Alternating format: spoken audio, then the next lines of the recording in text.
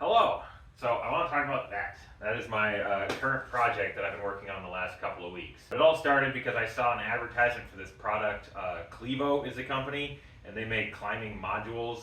They can go like in your doorway in your apartment, and it has no hardware that would damage anything. Or they have these bigger things like this. It's like a square that hangs down from the ceiling, and you can kind of climb around and underneath that. And it looks really cool, and that's what started this whole thing, was seeing that Clevo product. But it was a little bit more than I was willing to spend, and why not? Like, come on, you're Tom, just build something. So that's what it is. It's been a few weeks now, and so at the base of it, it's just two big pieces of lumber, 2 by 10 by 8 foot. The lumber dimension isn't the actual dimension, so I think it's like 9 inches by inch and a half thick by 8 feet long. So combining those with some metal brackets that I made, it's got angle iron on the ends and then a metal strip on the back just for good measure, and I've got screws coming in both ways, this way and this way on the angle iron, and then from the back, and then I buffed all those down. The metal I had myself, but the boards, I think that put me down about 20 bucks. The next really expensive thing was the holds themselves. I ended up getting those 2 5-packs from REI. They were, I think, $45 a piece.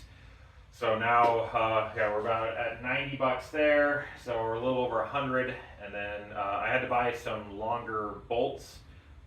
These things, the 3/8 hex head bolts that came with it are 2 inches long, and I needed a little bit longer because of the thickness of the wood that I'm mounting it in, and then a couple of real long guys for actually going through and mounting to the rafters. All that and some extra T-nuts for the ones that grab from the backside.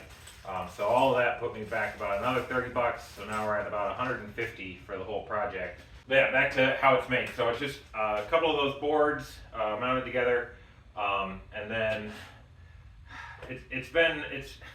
there's been problems. So initially I drew up everything, and I measured it all out, and I came up with, I think, 18 inches that I had to work with up there, which was just enough for the boards. And then later I was up there on the ladder and I was measuring things again, and somehow I came up with 21 inches, and I was like, hey, that's great, because it ended up being a little bigger than I thought. The problem was, first time I was measuring to the top of the door when it's rolled up. I was up there measuring from the top side of the door to the top of the rafter. And then later, a week later, I was measuring again, and I was measuring from the top of the rail. Now that does not allow for the offset of the door, and then the very precarious task of getting it up there, which I would recommend get a friend. Don't do it by yourself if you're going to build something like this. I ended up using a bunch of ratchet tie downs. I got it up there, got up on a ladder, got it up there on top of one of these rails, and then started ratcheting to get it up into place. Not the safest thing I've ever done, but nothing got hurt, including myself.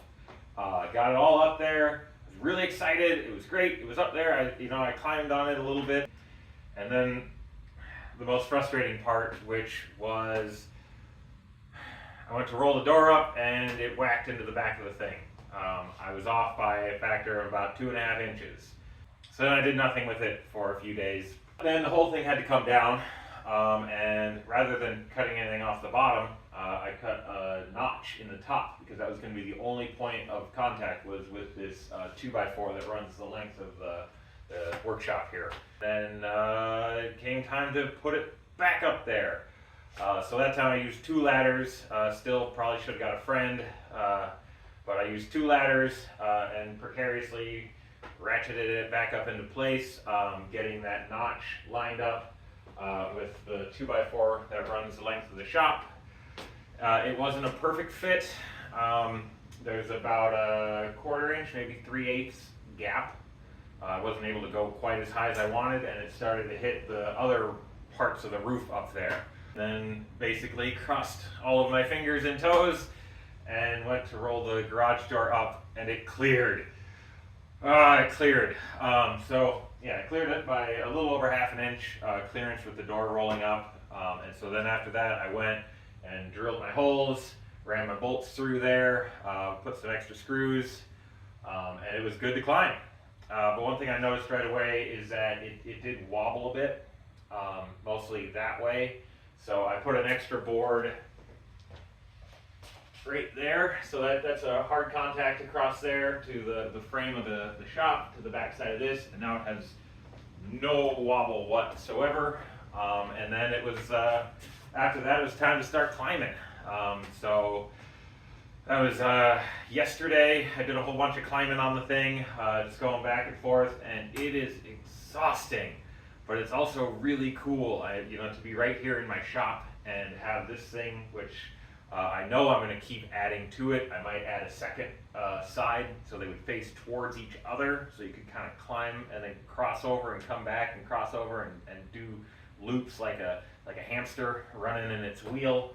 But for now, this is where I'm at. And yeah, the whole thing so far has been about 150 bucks. And I'm not climbing on it in this video because I spent too much time on there yesterday and my hands are a little torn up because they're brand new holds, and my arms are a mess because canvassing is really, really hard. But yeah, so if you're looking to make something like this, hopefully you find this useful. The only problem you might run into would be the metal brackets, because I just made those myself, but it was angle iron with holes drilled in it. But there's a chance that stuff might not even be needed, or you could just use wood to build some of that extra support. It's been a lot of fun and quite a few headaches, but I do love this kind of DIY type of a project. The holds are really expensive, I learned that, but still, comparing this to some of the stuff I was looking at online, this was significantly cheaper than buying like a climbing module. So if you have access to your rafters and some can-do attitude and you'd want to build something like this, hopefully this is helpful or maybe just inspiring. And yeah, if you have any questions about a particular part or how something went together or worked, just let me know and I'll get to answering that. But yeah, there it is.